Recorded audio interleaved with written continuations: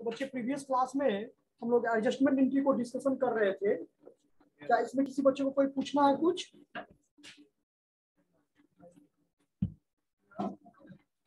बोलिए। और 30 को यानी परसों वेडनेसडे को, ठीक है, आप लोग का ये हो जाएगा, क्या कहते हैं उसको, हाँ।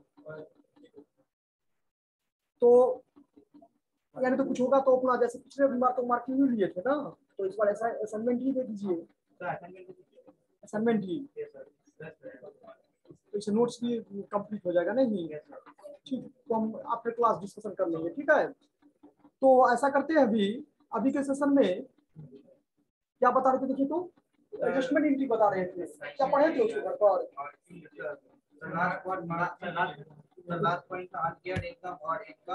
हाँ, एक उसमें पॉइंट लिखे तो डेप्रिसिएशन, लिखे तो डेप्रिसिएशन, ये बार बार वर्ड आएगा ये डेप्रिसिएशन।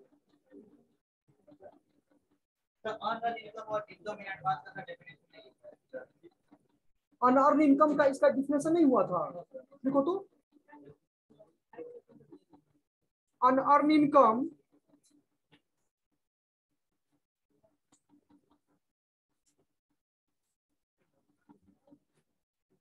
आई मीन और income receive in advance, unearned income और इनकम रिसीव इन एडवांस। इस टॉपिक को प्रीवियस क्लास में हम लोग यहाँ तक डिस्कशन किए थे। इसको दो नाम से जानते हैं बच्चे, एक तो इनकम रिसीव इन एडवांस और unearned income.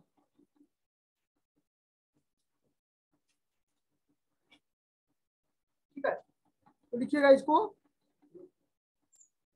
if some income if some income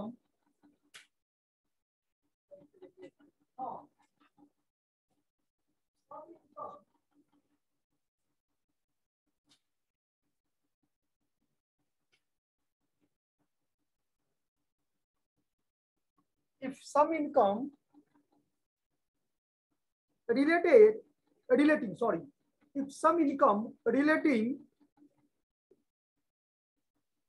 to the next year,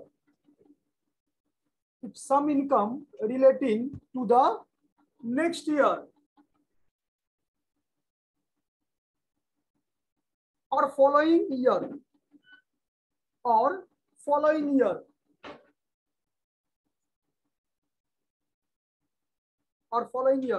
has been received,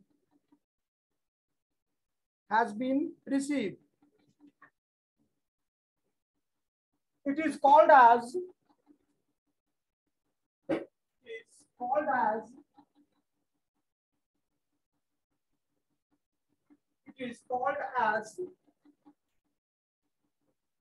income received in advance.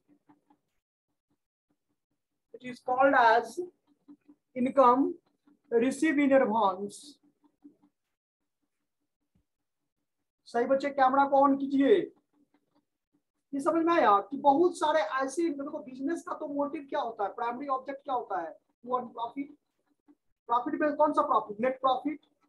तो अगर कोई इनकम रेंट रिसीव करना था 12 मंथ का, लेकिन रिसीव कितना कर लिया, 15 मंथ का, अकाउंटिंग ईयर क्या है 12 मंथ का है ना, लेकिन रिसीव कर लिया 15 मंथ का, तो 3 मंथ का एक्स्ट्रा किया रिसीव। तो ये जो एक्स्ट्रा रिसीव किया ये तो उस अकाउंटिंग ईयर से रिलेटेड नहीं था। तो सिंपल इसका कहता है कि बिजनेस तो नेट प्रॉफिट फाइंड आउट करना चाहता है, और वो रिसीव किया हुआ है, कैश बढ़ा हुआ है कितना, 15 मंथ का है। अगर मान लो सपोज करो कि rent receive is ₹100 per month, simple, तो आपको ट्रायल बैलेंस में कितना रुपया दिया हुआ है, एज पर ट्रायल बैलेंस, है ना। मतलब बिजनेस के बुक्स में जो रिकॉर्ड किया हुआ है वो 1500 किया हुआ है, तो 300 रुपया तो आमदनी ज्यादा ना है जी, इनकम बड़ा ना है। तो अगर income excess of income means क्या, एक्सेस ऑफ प्रॉफिट, बोलो मैं ना, अरे इनकम बढ़ेगा तो प्रॉफिट ही नहीं बढ़ेगा। तो इनकम बढ़ गया तो प्रॉफिट भी बढ़ गया, प्रॉफिट बढ़ गया तो कैपिटल भी बढ़ गया, उधर कैश भी बढ़ गया बैलेंस शीट में। जो बच्चे बना करके आए बैलेंस शीट जानते होंगे कैसे इक्वल हो जाता है। तो सवाल ये है कि ये तो उस अकाउंटिंग ईयर से रिलेटेड नहीं था, तो एक एडजस्टमेंट इनकी क्या करना पड़ता है, पास करना पड़ता है। तो वी नो दैट इनकम को हम लोग क्रेडिट करते हैं, ये तो जानते हैं, इनकम इंक्रीजेस दैट इज क्या, क्रेडिटेड। लेकिन जब एडवांस कर लेते हैं तो उस कंडीशन में क्या हो जाएगा, इनकम डेबिट हो जाएगा, क्योंकि इनकम को क्या करना है, मुझे डिक्रीज करना है। तो जब इनकम डिक्रीज होगा तो क्या हो जाएगा, वो डेबिट। और इनकम रिसीव इन एडवांस, एक लायबिलिटी क्रिएट हो रहा है बिजनेस के लिए कि बिजनेस उसको क्या करेगा, रिफंड करेगा, उस पैसे को चुकाएगा, ठीक है। तो वो लायबिलिटी इंक्रीजेस, क्रेडिटेड, और एक्सपेंस इनकम डिक्रीजेस तो क्या, डेबिटेड। नहीं समझ में आया, इनकम बढ़ेगा तो क्या करते थे, क्रेडिट करते थे, तो इनकम घटेगा तो क्या करेंगे, डेबिट में करेंगे। और लायबिलिटी जब बढ़ता है तो क्रेडिट करते हैं, और लायबिलिटी जब घटता है तो क्या करते हैं, डेबिट करते हैं। तो यहाँ पर लायबिलिटी बढ़ रहा है और इनकम क्या हो रहा है, डिक्रीज हो रहा है। तो लिखिए, जब एंट्री में लिखिए इनकम अकाउंट डी आर, नहीं ये तो एग्जांपल दिए थे कि अगर मान लो 100 रुपया पर मंथ है तो आप रिसीव कितना कर लिए, 15 महीने का, तो 15 महीने का रिसीव कर लिए, इसका मतलब ये है कि वो तो 250 होना चाहिए ना, तो 300 रुपया घटेगा ना, ठीक है। तो ये लेजर में भी कॉन्सेप्ट हम आपको और ज्यादा क्लियर करेंगे कैसे घटता है, लेकिन ये एंट्री याद रखना है। तो इनकम जो भी कंसर्न हो, कोई भी इनकम हो, रेंट रिसीव हो, कमीशन रिसीव हो, इंटरेस्ट रिसीव हो, डिविडेंड रिसीव हो, किसी भी पर्टिकुलर इनकम पर ये रहेगा, ठीक है। तो उस पर्टिकुलर इनकम को क्या करना है, जैसे रेंट रिसीव पर है तो rent receive account D R to rent receive in advance, is that clear, ठीक है। तो जो इनकम का नाम रहेगा तो उस इनकम का नाम लिख देंगे, किसी ना किसी इनकम पर तो रहेगा ही ना, नहीं लिखेगा तो सन्ड्री लिख देंगे वर्ड, ठीक है। तो लिखिए income account D R to income receive in advance account,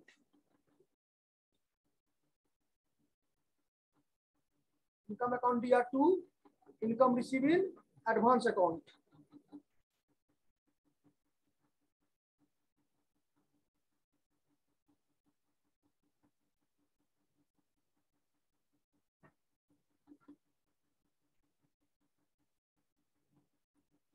okay, चलिए नेक्स्ट लिखिए तो बच्चे। नेक्स्ट है डेप्रिसिएशन। सही बच्चे को ये समझ में आया कि नहीं आया, कि बिजनेस का मोटिव होता है क्या, प्रॉफिट को फाइंड आउट करना। प्रॉफिट मतलब कौन सा प्रॉफिट, नेट प्रॉफिट। और ये नेट प्रॉफिट तभी आएगा कि जो ज्यादा लिया है उसको कम करो और जो कम लिया है उसको ज्यादा करो। इसी का तो एडजस्टमेंट हिस्ट्री है, ये आपको आगे भी काम आएगा फाइनल एग्जाम में। नेक्स्ट है डेप्रिसिएशन।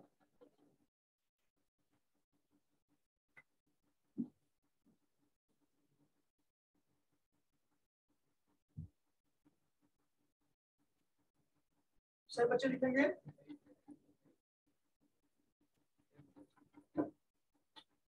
डेप्रिसिएशन। ये देखो डेप्रिसिएशन क्या होता है, ये एक चैप्टर ही था 11th में, जो बच्चे कॉमर्स करके आए होंगे डेफिनेशन चैप्टर ही था वो, अभी भी है ही, सिलेबस से हटा नहीं है। ये कहता क्या है कि जितने भी फिक्स्ड एसेट्स हैं एक्सेप्ट लैंड, जमीन को छोड़ करके, जमीन पर डेप्रिसिएशन नहीं होता, उस पर जब भी होता है एप्रिसिएशन ही होता है। एग्जांपल बताए थे प्रीवियस क्लास में कि मान लो मेरे दादाजी 1976 में जिस जमीन को परचेज किए थे, ठीक है, 2000 रुपया में या 500 रुपया में कि 200 रुपया में, उस जमीन का कीमत अभी करोड़ों में हो गया, ठीक है। वही भी, अरे शहरी क्षेत्र का कहते हैं, गांव का उतना नहीं बढ़ा है, लेकिन शहरी में अगर मान लो पटना में जो जमीन 1976 में लिया होगा 2000 रुपये कट्ठा, वो जमीन का अभी क्या हो गया होगा, 2 करोड़ हो गया होगा, ठीक है। एक हम एग्जाम्पल बता रहे हैं, तो समझना है यहाँ पर कि जो लैंड होता है उसमें क्या होता है, एप्रिसिएशन ही होता है, उसमें डेप्रिसिएशन तो एक्सेप्ट लैंड को छोड़ करके। तो किसी भी फिक्स्ड एसेट्स को यूज करने से जो उसके वैल्यू में, क्या वैल्यू में, देखो सब नया नया सब खरीद के लाते, कितना अच्छा सुंदर लगता है दिखने में, और कुछ दिन पहनते हैं, 6 महीना 7 साल भर पहन लेते हैं, क्या होता है वो सर, ठीक है, गंदा होता है, खराब लगता है देखने में, उतना तो वो कलर नहीं जाता है। तो किसी भी कैलकुलेटर ही ले लो, सिस्टम लैपटॉप ही ले लो, ठीक है, इसमें तो और ज्यादा 25% है डेप्रिसिएशन।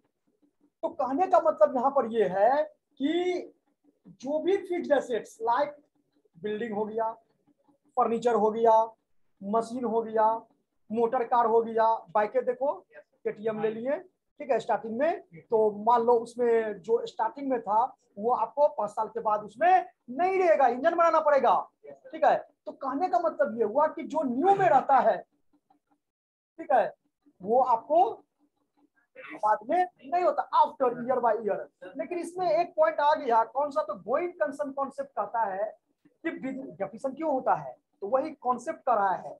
और कॉन्सेप्ट का मतलब आप जानते होंगे सुधाकर, यहाँ पर यह है कि कोई भी गोइंग कंसर्न कॉन्सेप्ट ये कहता है कि किसी भी मतलब जो भी बिजनेस है उसका लाइफ क्या है, इंडिफिनिट है।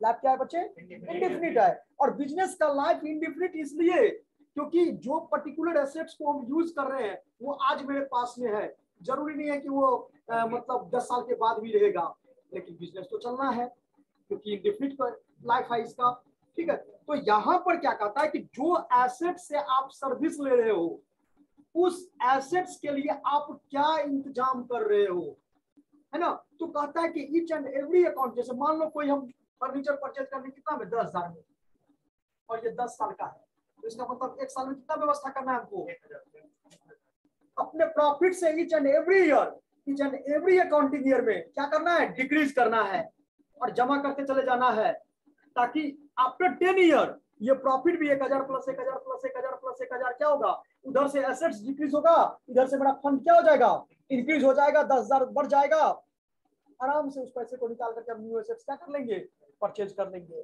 फिर बिजनेस क्या होगा, कंटिन्यू चलेगा। तो डेप्रिसिएशन को चार्ज करने का मतलब ये है ना, इसीलिए चार्ज किया जाता है क्योंकि ज्वेलरी में नहीं लगता है कि उसका वैल्यूएशन नहीं होता, देखते हैं किसी सोना का दाम 51,000 रुपया तुरंत पर आ जाता है 46,000 पर,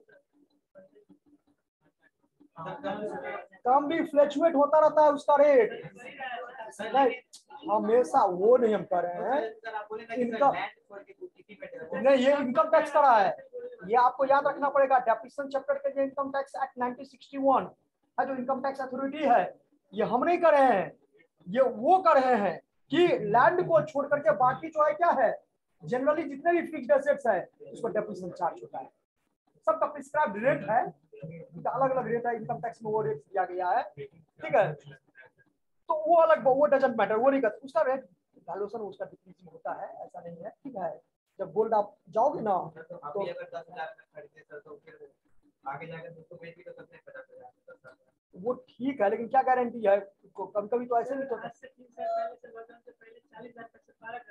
बच्चे, अभी तो आप इसी जनरेशन में हो, इसीलिए ना सोच रहे हो, कभी कभी आपका ये होता है जब अकाउंटिंग ईयर तो 12 मंथ, एक मिनट, अकाउंटिंग ईयर तो क्या होता है आपका 12 मंथ का ही होता है ना, तो वो तो 12 मंथ में ही देखेगा ना, अभी थोड़े कि ना, मतलब 1976 में गोल्ड का वैल्यू कितना था, मान लो 2005 हमको याद है अभी भी, जो 5,000 रुपये कैरेट 10 ग्राम था, 4,000 5,000 रुपये था, अभी कितना है, तो कहने तो 10 गुना है। तो बच्चे प्रोडक्ट का भी प्राइस क्या हुआ है, ठीक है, ये चलता रहता है, ठीक है। लेकिन आप याद रखना लैंड को देखो, तो depreciation means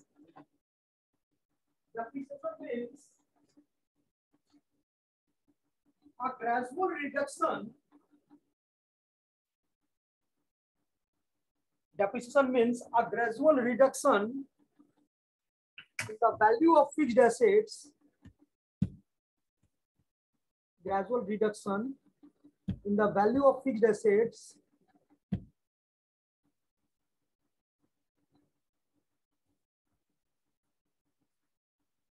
in the value of fixed asset. बच्चे आप लोगों का कैमरा ऑफ है, हम रिमूव करेंगे सभी बच्चे को, सभी बच्चे कैमरा ऑन करिए। अदिति कुमारी,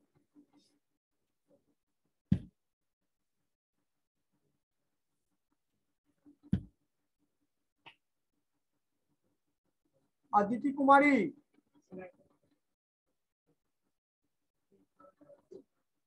ओके चलो, ये समझ में आया पॉइंट कि depreciation means a gradual reduction in the value of fixed assets except land.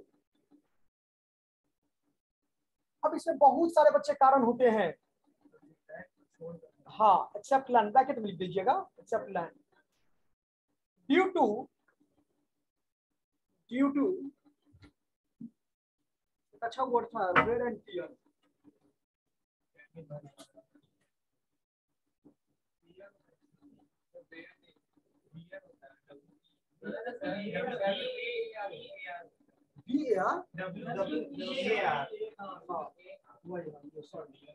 Where and tear. एक और लिखिए, due to wear and tear, comma करके लिखिएगा, lapse of time,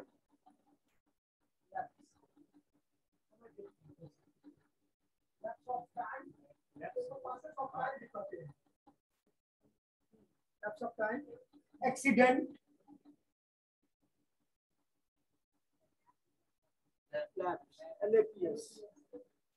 lapse of time, उसके बाद accident, etc..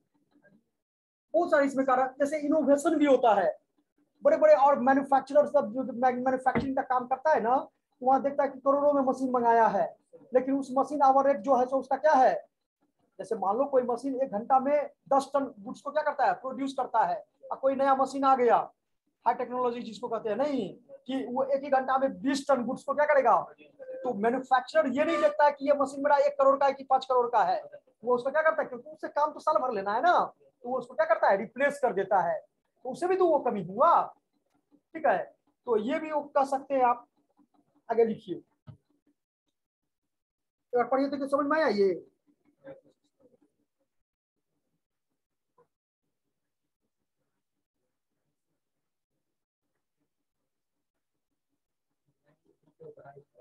It decreases the, आगे लिखिए, it decreases the value of assets, ये एसेट्स के वैल्यू को क्या करता है, डिक्रीज करता है। So so it is a business expenses,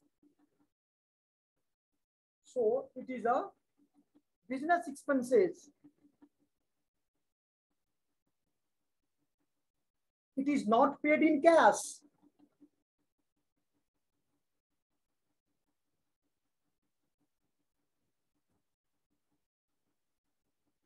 it is not paid in, ये नॉन कैश आइटम है। अगर कोई एग्जांपल पूछे कि नॉन कैश आइटम कौन है, non cash item means non cash मतलब रेंट पेड किए, सैलरी पेड किए, इंटरेस्ट पेड किए, तो ये कैश आइटम हो गया।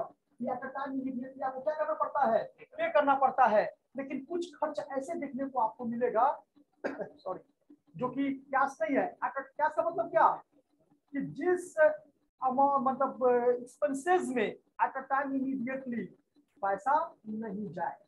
एक बार आप मान लो 10,000 में फर्नीचर खरीद लिए, तो अब तो वो हर एक साल 1,000 रुपया उसमें से डिक्रीज करेंगे। 10,000 रुपया तो ऑलरेडी लगा चुके हैं, अब जो लगा चुके हैं उसी में से धीरे धीरे करके क्या हो रहा है, कम हो रहा है। तो ये एट अ टाइम जो ये कैश आइटम को, कैश आइटम के कैटेगरी में इसको हम नहीं रखते हैं, ये नॉन कैश आइटम है। और it is a nominal account. ये कौन सा अकाउंट है, लिख लो एक लाइन ये। हाँ, तब तो इसको डेबिट करते हैं। और याद रहे कि एक्सपेंसेस और लॉसेस में क्या है, डिफरेंसेस है। डिफरेंसेस को बेसिक डिफरेंस ये पता है, एक्सपेंसेस इसलिए किया जाता है कि रेवेन्यू को क्या करना है, जनरेट कर देते हैं, लेकिन लॉस करता नहीं है कोई, ऑटोमेटिकली हो जाता है। ठीक है, नॉर्मल है, नॉर्मल। ठीक है, जो प्री डिटरमाइंड लॉस है वो नॉर्मल कैटेगरी में जाता है, जो प्री डिटरमाइंड लॉस नहीं है वो सब नॉर्मल कैटेगरी में। क्या प्री डिटरमाइंड था कि 10 केजी जो है इसमें, ये जो कुछ था ये क्या होगा ट्रक में, लोडिंग में दिएगा ही, खराब होगा ही 10 केजी, लेकिन उस 10 केजी से क्या हो गया, 12 केजी हो गया। हाँ, एस्टिमेट किया होगा, एग्जैक्टिव पॉइंट नहीं होगा। तो उस प्री डिटरमाइंड लॉस जो पहले अज्यूम किए थे उससे जितना एक्सेस हो गया, इट्स कॉल्ड एब्नॉर्मल। और नॉर्मल का ट्रीटमेंट होता है, normal loss does not affect the books of account. Normal loss जो है तो बिजनेस के बुक्स ऑफ अकाउंट को क्या करता है, अफेक्ट नहीं करता है, इसीलिए उसका एंट्री भी नहीं किया जाता है। और जो एबनॉर्मल लॉस है वो अफेक्ट करता है, तो उसको हम बिजनेस के बुक्स में क्या करते हैं, रिकॉर्ड करते हैं। उस पर भी हम लोग आ रहे हैं अभी। ठीक है, एबनॉर्मल लॉस पर भी। रेवेन्यू का मतलब हुआ कि 5 लाख का सामान बेच दिए, है ना, 4,80,000 का था, 4,80,000 का था, 5 लाख में क्या किए, सोल्ड कर दिए। तो ये जो 5 लाख रुपया बिजनेस के पास में आया, इट इज कॉल्ड रेवेन्यू। लेकिन 480 में क्या करेंगे, 5 में से घटाएंगे, 20,000 आएगा ना, इट इज कॉल्ड प्रॉफिट। ठीक है, तो इनकम और प्रॉफिट को जनरली एक ही कैटेगरी में रखा गया है। हाँ ठीक है, अब नहीं जैसे एनपीओ, एनपीओ सब होता है, नॉन प्रॉफिट ऑर्गेनाइजेशन। ठीक है, वहां लिखता है इनकम एंड एक्सपेंडिचर, वहां बच्चे प्रॉफिट और लॉसेस नहीं लिखता है, क्योंकि वो पीएल अकाउंट नहीं बनाता है, वो इनकम एंड एक्सपेंडिचर अकाउंट बनाता है। तो ये इनकम और प्रॉफिट में अगर आप कहोगे तो कोई ज्यादा डिफरेंस, अंतर यही है। कौन बात कर रहा है?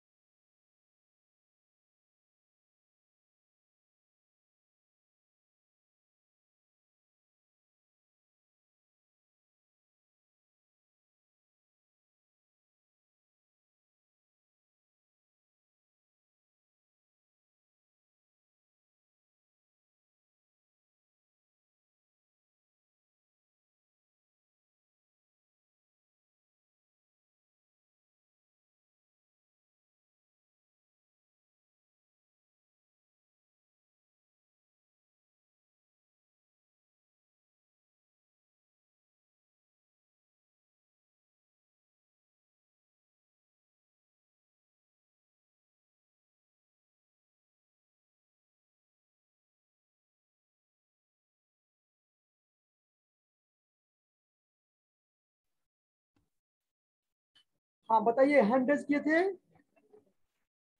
बच्चे, किन्हीं को कुछ पूछना है?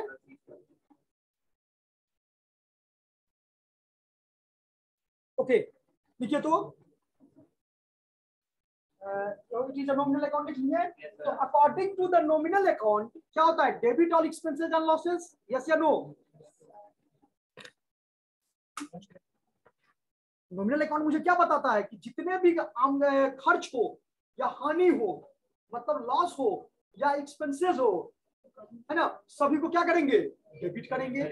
तो क्या एंट्री हो जाएगा, डेबिट, डेबिट और एक्सपेंसेस एंड लॉसेस। तो डेप्रिसिएशन अकाउंट क्या करोगी,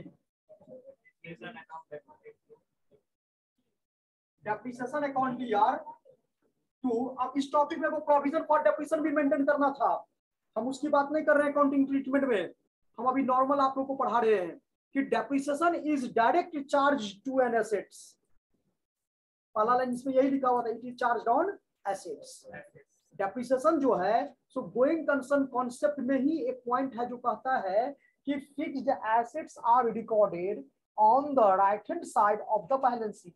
balance sheet divided into two sides, left hand side और क्या, राइट हैंड साइड। तो लेफ्ट में कैपिटल लायबिलिटी लिखते हैं और राइट में एसेट्स लिखते हैं। सोल ट्रेडिंग कंसर्न में हम कंपनी की बात नहीं कर रहे हैं, कंपनी में ये नहीं होता, कंपनी में तो इसका प्रिस्क्राइब्ड फॉर्मेट है, उसमें ये बनता है। ठीक है, तो याद रखना है इसको कि गोइंग कंसर्न कॉन्सेप्ट यही कहता है कि fixed assets are recorded on the right hand side of the balance sheet on original cost less proper depreciation. क्या कहता है कि जितना कॉस्ट, ओरिजिनल कॉस्ट का मतलब क्या हुआ कि मान लो स्टेशन से एक साइकिल खरीदे और अपने घर तक लाने में 100 रुपया, क्या 3,000 में साइकिल मिला और 100 रुपया विक्रम वाले को दिए। ठीक है, तो टोटल जो उस साइकिल का ओरिजिनल कॉस्ट होगा वो कितना होगा, 3100 होगा। अगर हमसे कोई पूछे कितना में साइकिल परचेज किए तो हम क्या कहेंगे, 3100। क्यों, क्योंकि 3,000 रुपया उसको लाने में उसका कॉस्ट था, प्लस 100 रुपया क्या भाड़ा भी लगा। तो कैरेज या एक्सपेंसेस जो भी एसेट्स को परचेज करते हैं, आदि डिवीजन से फ्रीज खरीद लिए, घर तक इंस्टॉलेशन करवाए, 500 रुपया उसको भी दिए, तो 10,500 में फ्रीज खरीदे और 500 रुपया एक्सपेंसेस दिए, तो 11,000 रुपया उस फ्रीज का हुआ। और हाँ ठीक है ना, मतलब मेरा कहना यहाँ साफ है कि एसेट्स का ओरिजिनल कॉस्ट होता है, अगर उस एसेट्स को इंस्टॉलेशन करने में या कैरेज में किसी तरह का कोई इमीडिएटली एट अ टाइम, यानी परचेजिंग डेट, जिस डेट को हम परचेज किए और उसी समय जो उस पर एक्स्ट्रा एक्सपेंसेस लगा, ठीक है, मान लो 3-4 रोज के बाद क्या हुआ, फ्रीज खराब हो गया, मैकेनिक को बुलाए, उसको 2000 रुपया दिए, वो ओरिजिनल कॉस्ट में इंक्लूड नहीं होगा, वो एक्सपेंसेस हो जाएगा, रिकरिंग नेचर का होगा वो, और वो पीएल अकाउंट में जाता है। ठीक है, तो ये गोइंग कंसर्न कॉन्सेप्ट कहता है कि किसी भी फिक्स्ड एसेट्स को बैलेंस शीट में आप रिकॉर्ड करो, लेकिन किस पर, ओरिजिनल कॉस्ट पर, और उस ओरिजिनल कॉस्ट में जो भी डेप्रिसिएशन का मेथड है, चाहे तो दो ही को तो है, वैसे तो 17-18 को है, हम लोग बीकॉम पार्ट 2 में पढ़े थे, ठीक है, लेकिन आपको इनिशियल लेवल पर दो ही है, एक फिक्स्ड इंस्टॉलमेंट मेथड और एक डिमिनिशिंग बैलेंस मेथड, ठीक है, उस पर हम नहीं जाएंगे। अभी फिलहाल हम आपको फर्नीचर का एग्जांपल दिए थे ना कि 10,000 है, 10 साल यूज करेंगे तो एक साल में कितना जा रहा है, 1,000, या 10,000 का है और 5% डेप्रिसिएशन का रहा है तो 500 रुपया हो जाएगा, ठीक है। जो भी अमाउंट डेप्रिसिएशन का होगा तो क्या एंट्री करेंगे, डेप्रिसिएशन अकाउंट डीआर, और 2 मान लो मशीन परचेज के, तो हम मशीन लिख देंगे, यही याद रखना है, देखो एंट्री, तो आप लोग लिखेंगे depreciation account D R to fixed assets, करना होगा,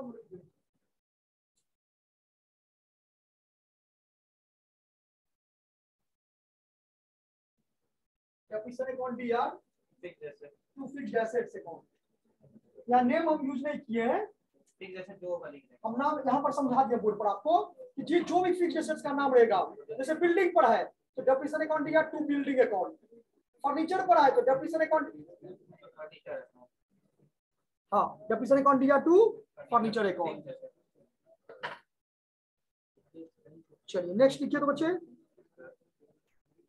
interest on capital, next interest on capital, क्या बोलो,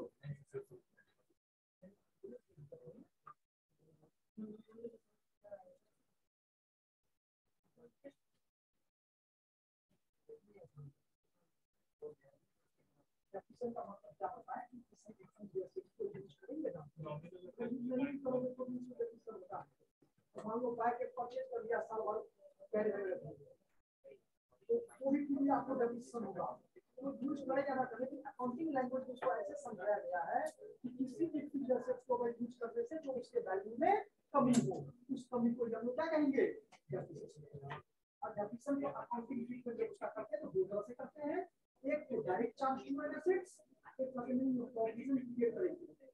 प्रोविजन का मतलब क्या होता है कि एसेट्स को डिक्रीज नहीं करेंगे तो वो प्रोविजन क्रिएट कर देता है, ठीक है। तो प्रोविजन की बात यहाँ पर हमने यहाँ सिंपल समझा है कि एसेट्स में से डायरेक्ट हम उसको क्या कर देंगे, चार्ज कर देंगे, तो डेप्रिसिएशन अकाउंट डीआर टू क्या एसेट्स,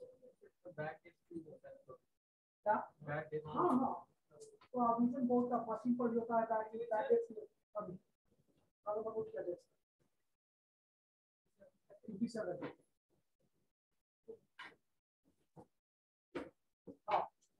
ओके, तो यहां समझ में आ गया।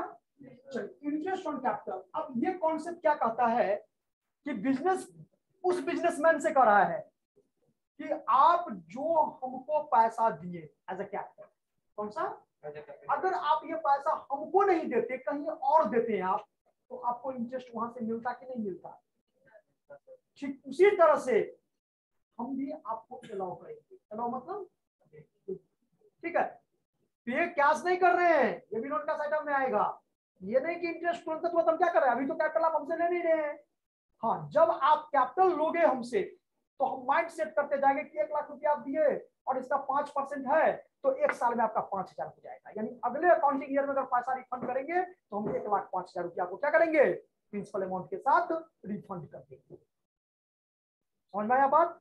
तो ये कैश आइटम नहीं कि इंटरेस्ट अकाउंट या टू कैश कर देंगे, कैश इंटरेस्ट किसका होता है, जैसे थर्ड पार्टी से लोन ले लेते हैं, आउटसाइडर से लोन लेते हैं, तो उसको इंटरेस्ट कैश में क्या करना पड़ता है, each and every accounting year में पेमेंट करना पड़ता है, लेकिन जो प्रोप्राइटर है, जो ओनर है, वो जो अमाउंट इन्वेस्ट किया एज अ कैपिटल, उस पर बिजनेस अलाउ कर रहा है क्या, interest, it is called interest on capital, बात ही समझ में आया।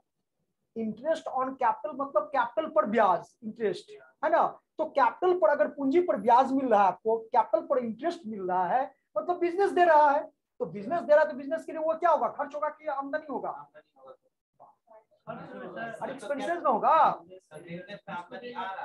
आ रहा है। जैसे मान लो ये मिस्टर ए है, ठीक है, और मिस्टर ए ने बिजनेस को स्टार्ट किया, तो बोथ आर सेपरेट ना, according to the business entity concept, business और बिजनेसमैन बोथ आर क्या, सेपरेट। तो ये मिस्टर ए ने किसको पैसा दिया, बिजनेस को, तो ये बिजनेस कर रहा है कि हम आपको अलाउ करेंगे 5% इंटरेस्ट उस पर, किस पर, तो जो आपने कैपिटल जो लगाए हैं 1 लाख रुपया, इस पर 5% यानी 5,000 रुपया हम आपको क्या करेंगे, इंटरेस्ट देंगे, एड इंटरेस्ट। यही रीजन था, आप लोग बनाए होंगे बैलेंस शीट तो देखे होंगे, इंटरेस्ट को क्या करते थे, कैपिटल में ऐड करते थे, ठीक है। ये जो बच्चे बनाए फाइनल अकाउंट बनाए होंगे तो उनको पता होगा, ठीक है। तो इंटरेस्ट जो है सो कैपिटल में क्या करते हैं, उसको ऐड करते हैं, बिजनेस के लिए वो एक्सपेंसेस होता है। एक्सपेंसेस मतलब कौन सा एक्सपेंसेस, ये कैश आइटम नहीं है, ये नॉन कैश है, ठीक है। देखिए तो समटाइम्स, हेडिंग लिख लिए ना, देखो sometimes interest is allowed, interest on capital heading लिखिएगा, उसमें लिखेंगे ये, sometimes interest is allowed on proprietors capital,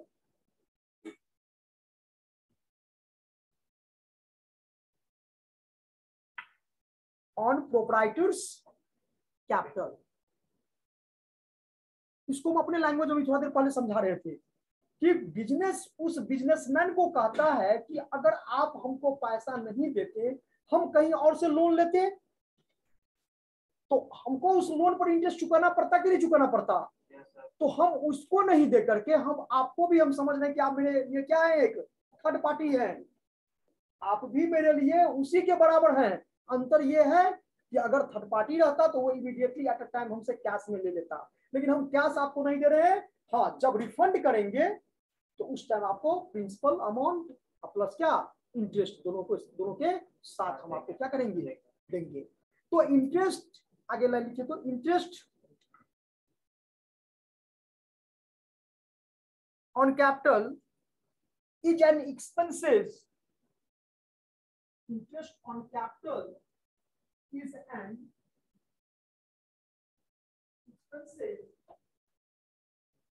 of the business.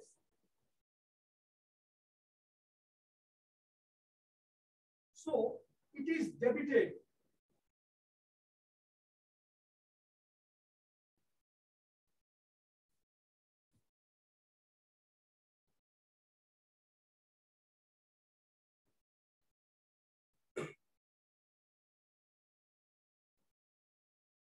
And capital account, so it is debited, and capital account is क्या, credited. ये नॉमिनल अकाउंट है, जितने भी खर्च होते हो, जितने भी एक्सपेंस होते हो, क्या होते हैं, नॉमिनल अकाउंट होते हैं ना।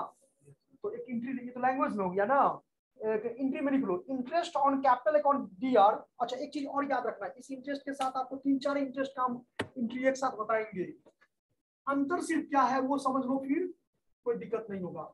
जैसे कैपिटल पर इंटरेस्ट है तो इंटरेस्ट ऑन कैपिटल, लोन पर इंटरेस्ट है तो इंटरेस्ट ऑन लोन हो जाएगा, ओवरड्राफ्ट है, बैंक ओवरड्राफ्ट है तो इंटरेस्ट ऑन ओवरड्राफ्ट हो जाएगा, याद रहेगा। हाँ, नाम क्रेडिट में जो लिखेंगे, अब चूंकि इंटरेस्ट ऑन कैपिटल है तो interest on capital accounting at to capital, interest on loan accounting at to loan account, interest on overdraft accounting at to overdraft. ये याद रखना है कि जिस पर्टिकुलर आइटम पर इंटरेस्ट अलाउ कर रहे हैं, ठीक है, या पे कर रहे हैं, तो उसको हम लोग क्या करेंगे, क्रेडिट करेंगे, और इंटरेस्ट को क्या कर देना है, डेबिट कर देना है। ऐसा इसलिए कि मेरा एक्सपेंसेस क्या हो रहा है, इंक्रीज हो रहा है बिजनेस का, मेरा मतलब बिजनेस, हम अपने आप को एज्यूम करेंगे बिजनेस, ठीक है। तो आप बिजनेसमैन हो तो हम आपको दे रहे हैं, तो हम तो अपने बुक्स में एंट्री कर रहे हैं, in the books of business ना, in the books of businessman. Profit किसका फाइंड आउट करते हैं, बिजनेस का, बिजनेसमैन का नहीं करते हैं। तो in the books of business, तो बिजनेस के लिए क्या हो गया, एक्सपेंसेस हुआ ना, तो debit on expenses and losses, तो interest account D R to.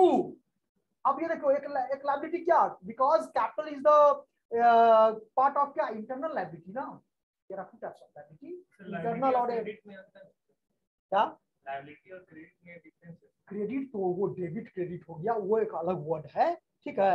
हाँ, क्रेडिटर्स आप कह सकते थे, ठीक है। नहीं, एक कैसे है कि अगर मान लो कभी अगर लायबिलिटी डिक्रीज होगा तो उसको तो डेबिट करेंगे, तब क्रेडिट क्यों करेंगे।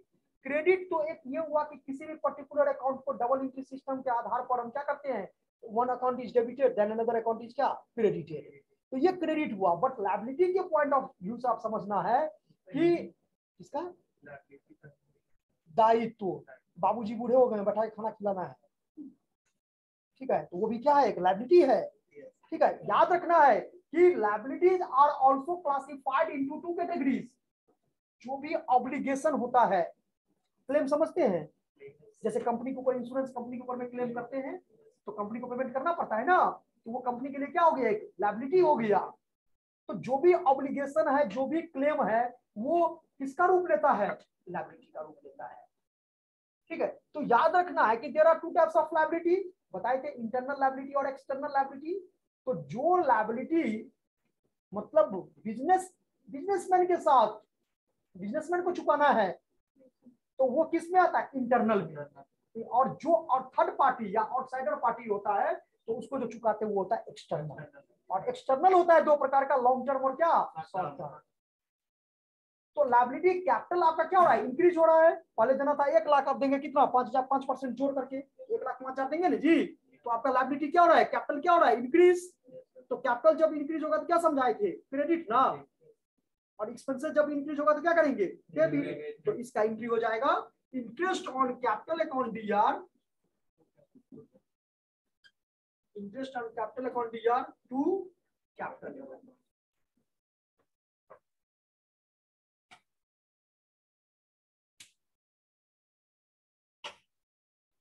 समझ में आ गया।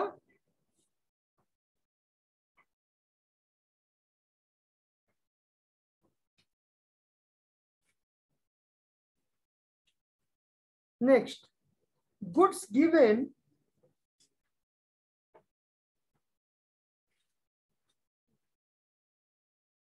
अच्छा, एक चीज हम लोग बता रहे थे थोड़ा देर पहले, थोड़ा उसको ऐसे ऑलरेडी समझा देते आप लोगों को। ओरिजिनल कॉस्ट के बारे में हम समझा रहे थे, तो बच्चे उसका एंट्री क्या होगा, वही सेम एंट्री होगा जो एसेट्स परचेज करने का एंट्री हुआ। नहीं बताए थे कि 3,000 रुपये साइकिल परचेज किए तो साइकिल अकाउंट दिया टू क्या कैश ना, या चेक से करेंगे तो टू बैंक हो जाएगा, ठीक है। तो साइकिल अकाउंट दिया टू बैंक हो जाएगा। तो टेम्पू वाला को जो भाड़ा दिया विक्रम वाले को, तो उसका भी एंट्री क्या होगा, एसेट्स अकाउंट दिया टू बैंक अकाउंट या कैश अकाउंट। ऐसे मत लिखना जब टेम्पू भाड़ा है तो टेम्पू भाड़ा अकाउंट दिया कर देना, ठीक है। कारण क्यों, हंसने की बात, समझने की बात है। वही अगर कैरियर हम नेक्स्ट डे करते, हम तो क्लियर बताए ना कि कोई भी खर्च अगर एसेट्स परचेजिंग डेट में ना हो करके, अब जैसे बाइक परचेज की, अब बाइक में परचेज किया तो वो तो क्या हो जाएगा, बैंक अकाउंट या टू क्या कैश हो जाएगा या टू बैंक हो जाएगा। लेकिन अगले ही दिन क्या हो गया, पंचर हो गया, तो उसमें जो देंगे तो वो क्या हो जाएगा, एक्सपेंसेस हो जाएगा ना। तो ये चीज, ये कॉन्सेप्ट याद रखना हमेशा कि कोई भी पर्टिकुलर एसेट्स को परचेज करते हैं और उसी टाइम उसमें कुछ एक्स्ट्रा एक्सपेंसेस लगता है, इंस्टॉलेशन में हो गया या ओवरऑलिंग हो गया या और भी कैरेज हो गया, ठीक है। तो ये सब चीज में अगर लगता है तो उसका भी सेम एंट्री होता है जो एसेट्स परचेज का एंट्री होता है। इज दैट क्लियर, समझ में आ गया ना। तो अब लिखिए, क्या लिखिए, हाँ, goods given as free sample, given as free sample। अच्छा, इसमें एडवर्टाइजिंग का नाम सुने होंगे, एडवर्टाइजिंग जानते हो ना, इसका मीनिंग नहीं समझते हो।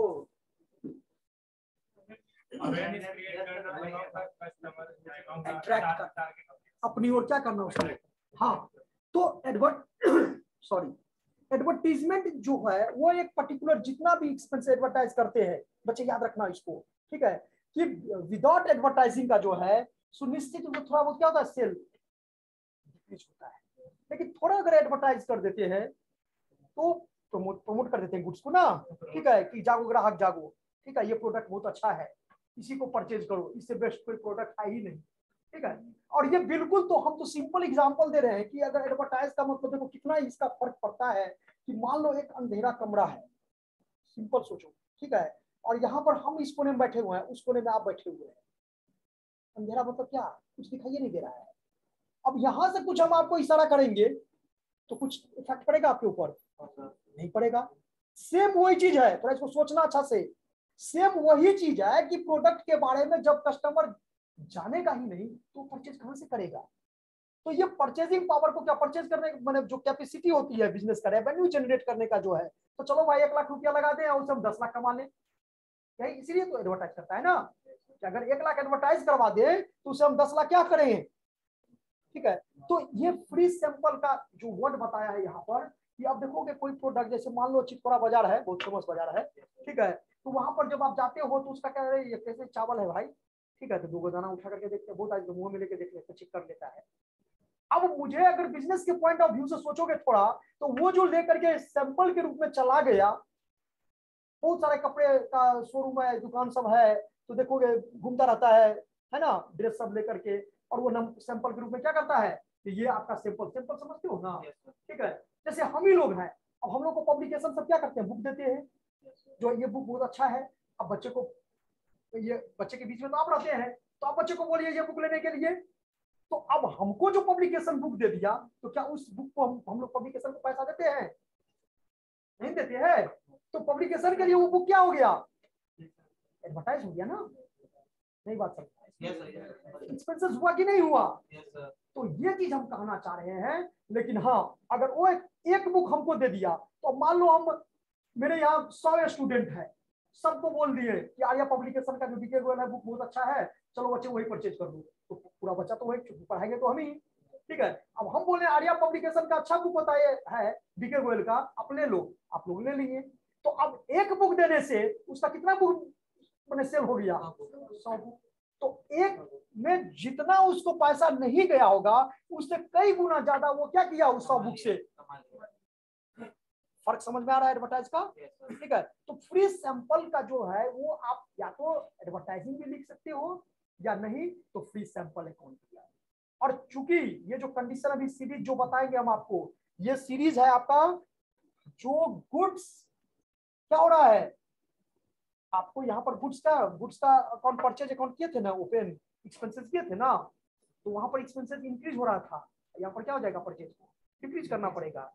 ठीक है, तो free sample account here to purchase, लिखो एंट्री लिख लो, मीनिंग लिखोगी, इसका मीनिंग वो लिखोगी, लिखो, लेकिन ज्यादा मीनिंग अभी नहीं है, लिखो तो समटाइम्स इसको, हाँ उसी का मीनिंग लिखवा देते हैं क्या, वो ठीक है, फ्री सैंपल है ना, यह हेडिंग है, गुड्स गुड्स क्या है, सैंपल के रूप में क्या कर रहे हैं, डिस्ट्रीब्यूट कर रहे हैं, ठीक है। अब उसका मीनिंग हम समझा रहे हैं, मीनिंग अभी भी समझाएं आपको एडवर्टाइज का, तब से तो लेक्चर यही दे रहे थे, ठीक है, कि प्रमोट करना, क्या करना, तो वो बिजनेस का क्या हो रहा है, पैसा, बिजनेस का एक्सपेंशन तो हो रहा है कि नहीं हो रहा है, ठीक है। तो फ्री सैंपल या एडवर्टीजमेंट अकाउंट डीआर, उसको क्या करते हैं हम लोग, एडवर्टीजमेंट अकाउंट डीआर कर देते हैं, आपको क्या कर देते हैं। ओके बच्चे, थोड़ा कुछ टाइम ये हो गया है, हम आपको इस नेक्स्ट क्लास में इसको डिस्कशन करेंगे। तब तक आप लोग क्या करोगे, जितना अभी नोट्स बताए हैं, आप लोग देखो ज्यादा नहीं पढ़ा रहे हैं, थोड़ा थोड़ा करके पढ़ा रहे हैं, लेकिन कोशिश करो सही बच्चे उसको उतना कॉन्सेप्ट क्या। हाँ, अभी एक असाइनमेंट का कुछ क्वेश्चन हम आप लोग को देते तो आप लोग सबमिट हमको कर दोगे कब? नहीं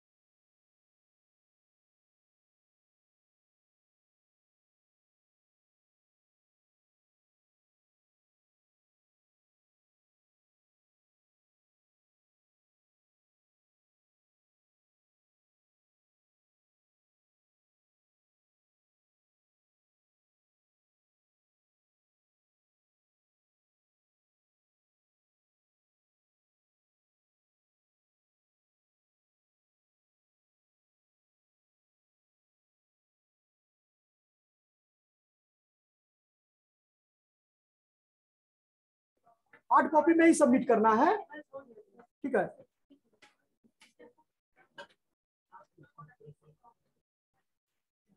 बच्चे असाइनमेंट बनाना है और हार्ड कॉपी में क्या करना है, सबमिट करना है सही बच्चे को, ठीक है। लिखो तो